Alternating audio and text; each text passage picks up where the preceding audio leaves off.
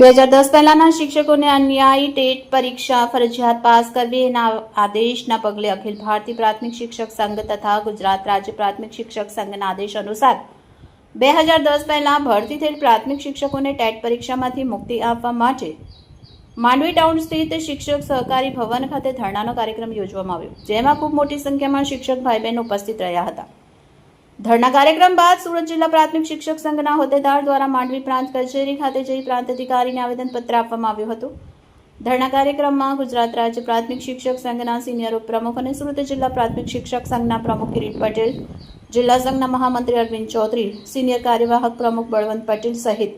જિલ્લા પ્રાથમિક શિક્ષક સંઘ તથા દરેક તાલુકા ઘટક સંઘના પ્રમુખ, મંત્રી તેમજ હોદ્દેદાર જોડાયા હતા.